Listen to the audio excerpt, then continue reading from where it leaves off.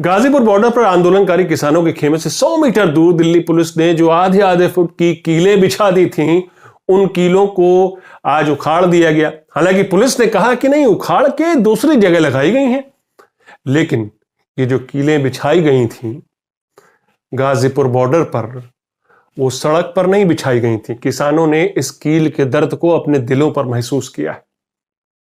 अब पता नहीं है रिहाना या ग्रेटा थुनबर्ग की ट्वीट का असर था, लेकिन एक दिलचस्प घटना और हुई है और यहां आपको बताना जरूरी है। ब्रेकिंग न्यूज यह है कि दिल्ली पुलिस ने क्लाइमेट चेंज की युवा एक्टिविस्ट ग्रेटा थुनबर्ग के खिलाफ एफआईआर दर्ज की है यहीं दिल्ली में।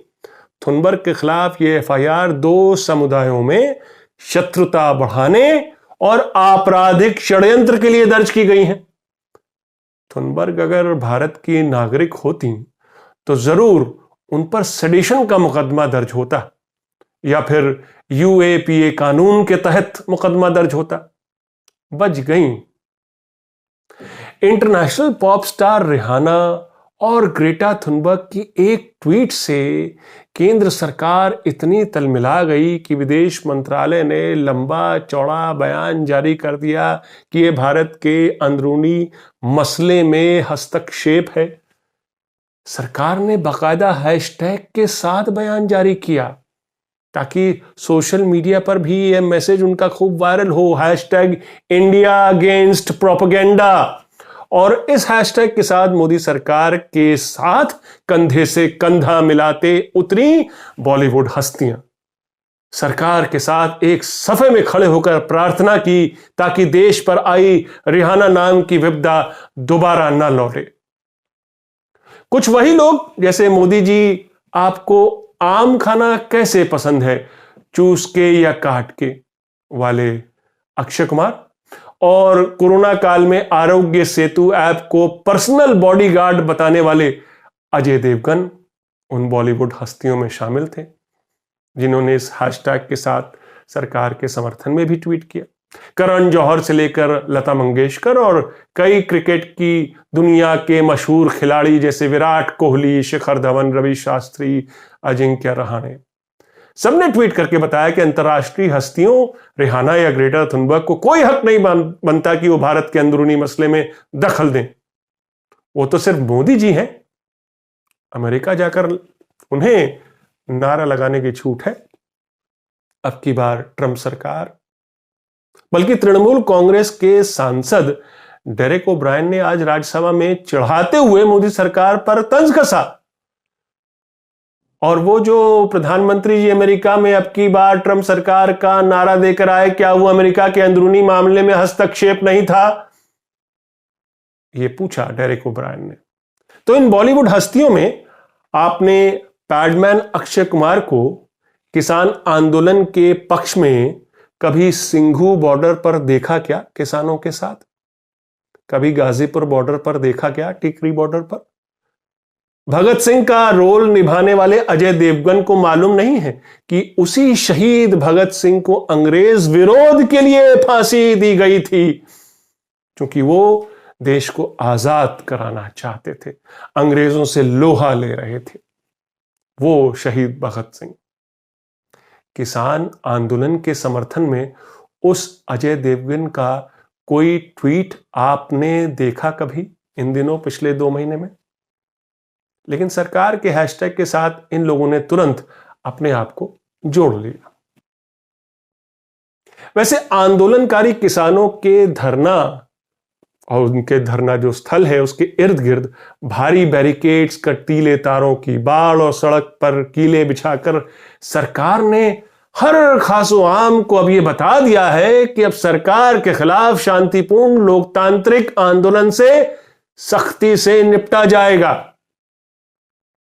क्योंकि देश को लगातार बताया जा रहा है कि आंदोलनकारी, चाहे वो शाहीन बाग में बैठे हों या टीकरी सिंघू या गाजीपुर बॉर्डर पर बैठे हों, आंदोलनकारी देशद्रोही होते हैं। कल तो बीजेपी सांसद भुवनेश्वर कलिता ने राज्यसभा में कह दिया कि विपक्षी पार्टियां किसान आंदोलन को शाहीन बाग आंदोलन के नक्शे कदम पर मत धकेलें, उस ओर मत धकेलें। शाहीन बाग आंदोलन की ओर। अब बीजेपी सांसद के मन की बात तो हम नहीं जानते कि उन्होंने आखिर शाहीन बाग का जिक्र क्यों किया, पर यह जरूर जानते हैं कि जब शाहीन बाग के शांतिपूर्ण प्रदर्शन को बंद कराने के हर हथकंडे अपनाए गए और जब इसमें लोग या सत्ता असफल रही तो दिल्ली में सांप्रदायिक तनाव को हवा दी गई, दंगे भड़के जिसमें 50 से भी ज्यादा लोगों की जान गई। सत्ता व्यवस्था के खिलाफ बढ़ते आंदोलनों को कुचलने के लिए दिल्ली से जो ये फलसफा चल निकला है, तो बीजेपी शासित राज्य इसे अब एक कदम आगे बढ़कर इंप्लीमेंट कर रहे हैं, कुछ कानूनी संशोधनों और ऑर्डिनेंस के जरिए। प्रोटेस्टर्स के फोटो चौराहे पर टांगे जा रहे हैं, उपद्रवियों से सरकारी माल के नुकसान की कानूनी नोटिस भेजकर भरपाई करवाई जा रही है। बीजेपी शासित राज्यों में ये नया चलन चल पड़ा है और ऐसे आरोपों में गिरफ्तार किए जा रहे लोगों का बड़ा वर्ग किसी एक खास धर्म या संप्रदाय से ही क्यों है, यह भी गौर करने वाली बात है। लेकिन कुछ बीजेपी शासित राज्य तो अब और भी आगे बढ़ चुके हैं, 2 कदम और। अब सत्ता व्यवस्था के खिलाफ विरोध करने का मतलब है आपकी नौकरी पर खतरा, आपके पासपोर्ट पर खतरा। जी, आपने सही सुना, और ये फरमान जारी हुए हैं उत्तराखंड सरकार की तरफ से और नीतीश कुमार की बिहार सरकार की तरफ से। ये सरकारें चाहती हैं कि अब आप सत्ता को सत्ता के ही नजरों से देखें और समझें, वरना इसका भारी खामियाजा चुकाना पड़ेगा। नमस्कार, मैं हूं आपका न्यूज़बाज प्रभात शुंगलू। मेरा आज का सवाल, क्या विरोध को दबाने के लिए सरकारें अलोकतांत्रिक फैसले ले रही हैं? अपने जवाब हां या ना में जरूर दीजिए। लोकतांत्रिक विरोध को कुचलने या विरोध की ऐसी किसी भी आवाज को दबाने के पीछे क्या फलसफा हो सकता है, सिवाय इसके कि जनता को डरा के रखो। और सत्ता जब जनता को डराने का मन बनाती है, उसकी जायज आवाज का गला घोंटती है, तो यह समझ लीजिए उस सत्ता पर आसीन लोगों की लोकतंत्र में कितनी आस्था होगी, इससे आप समझ सकते हैं। तो पहले बात करते हैं बिहार की। मोदी जी की बीजेपी की बड़ी बैसाखी के सहारे चौथी बार मुख्यमंत्री बने नीतीश कुमार की बिहार पुलिस ने कल एक फरमान जारी किया, डायरेक्टिव। इस नए फरमान के अनुसार अब सरकार आपकी उन सब गतिविधियों पर नजर रखेगी जिसमें आप सरकार के खिलाफ किसी विरोध प्रदर्शन या चक्का जाम में शामिल हुए हो, और अगर सरकार को आपके खिलाफ ऐसे कोई सबूत मिल गए तो आपको बिहार राज्य में सरकारी नौकरी से वंचित रखा जा सकता है, कॉन्ट्रैक्चुअल जॉब से आपको वंचित रखा जा सकता है। यानी आपकी ऐसी गतिविधियों के मद्देनजर सरकार आपको एक कैरेक्टर सर्टिफिकेट देगी, और अगर आपका कैरेक्टर सरकार के मानदंडों पर खरा नहीं उतरता तो आप सरकारी नौकरी के लिए भी अर्जी नहीं लगा पाएंगे। आप किसी सरकारी टेंडर के लिए योग्य नहीं समझे जाएंगे, बंदूक के लिए लाइसेंस नहीं मिल पाएगा, पेट्रोल पंप के लिए आपको लाइसेंस नहीं मिल पाएगा, गैस एजेंसी बैंक से लोन नहीं मिल पाएगा, सरकारी लोन नहीं मिल पाएगा, पासपोर्ट भी नहीं बनेगा, कॉन्ट्रैक्चुअल जॉब्स भी सरकार में आपको नहीं मिलेंगे। अगर आपका कैरेक्टर सरकार को ठीक नहीं लगा, अगर सरकार को लगा कि आप सरकार के खिलाफ मुखर होकर अपनी आवाज बुलंद करते हैं, सड़कों पर धरना प्रदर्शन करते हैं, चक्का जाम करते हैं, नीतीश कुमार ने साफ साफ बोल दिया है, बिहार में नौकरी करनी है तो हमारा गुणगान करना होगा। ये फलसफा तो राष्ट्रीय स्तर पर अब पैगाम दिया जा चुका है ना। अब कोर्ट में आप लड़ते रहिए कि आपसे आपका राइट टू लिविंग छीना जा रहा है, लड़ते रहिए आप। इस फरमान पर विपक्षी नेता तेजस्वी यादव ने तीखी प्रतिक्रिया जताई है। कहा 40 सीट के मुख्यमंत्री बेहद डरे हुए हैं। तो तेजस्वी यादव बोलते हैं कि भाई नौकरी नहीं देंगे और विरोध प्रकट भी नहीं करने देंगे आप, तेजस्वी नीतीश कुमार की तुलना हिटलर और मुसोलिनी से करते हैं कि लगता है बिहार के मुख्यमंत्री की होड़ अब इन दोनों से है। तेजस्वी अगर कह रहे कि नीतीश एक डरे हुए मुख्यमंत्री हैं, तो क्या यह सच्चाई से दूर है? शायद नहीं। नीतीश सरकार का यह नया फरमान उसी नजरिए से देखना होगा।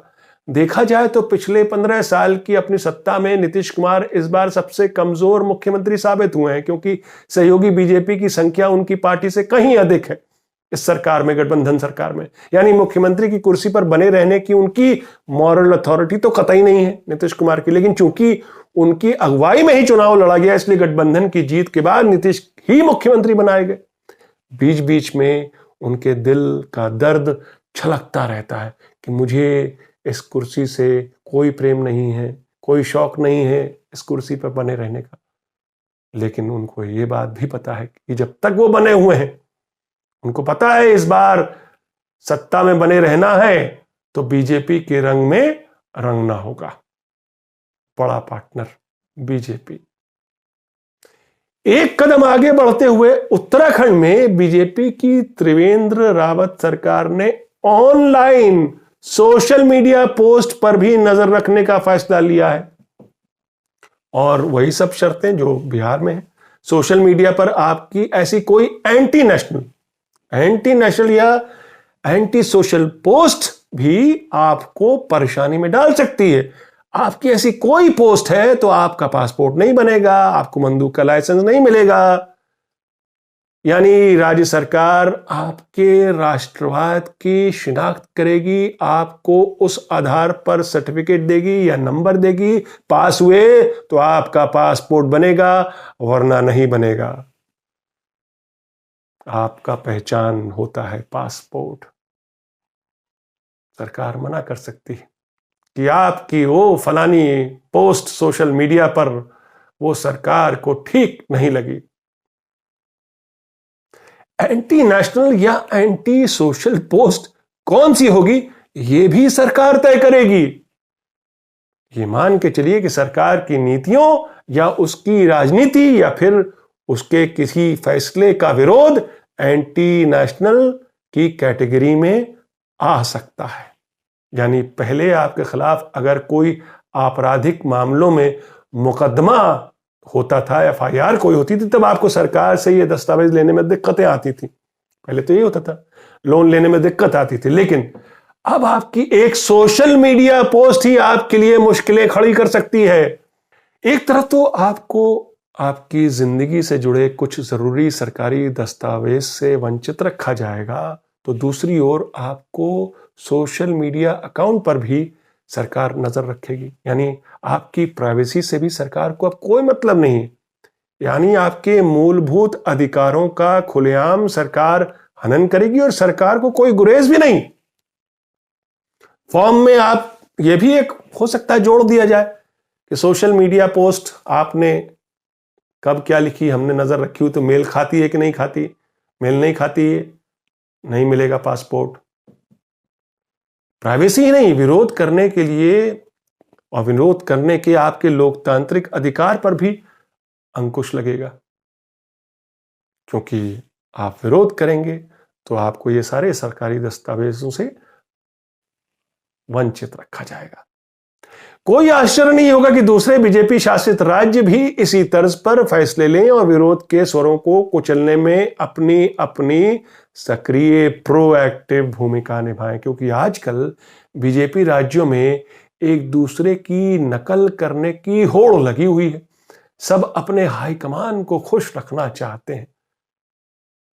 कन्वर्जन की आड़ में, गैर धर्म में शादी को लेकर अगर यूपी ने कानून बनाया तमाम मूलभूत अधिकारों की अनदेखी करते हुए, तो मध्य प्रदेश, कर्नाटक और असम में भी जो बीजेपी की सरकारें हैं, उन्होंने भी इसी तर्ज पर अपने राज्य में कानून बनाने की ठान ली।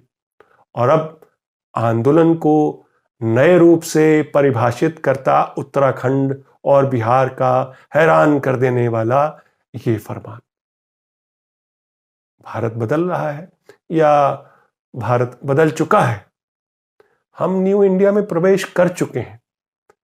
जिसमें लोकतांत्रिक मूल्यों की कोई गुंजाइश शायद नहीं होगी।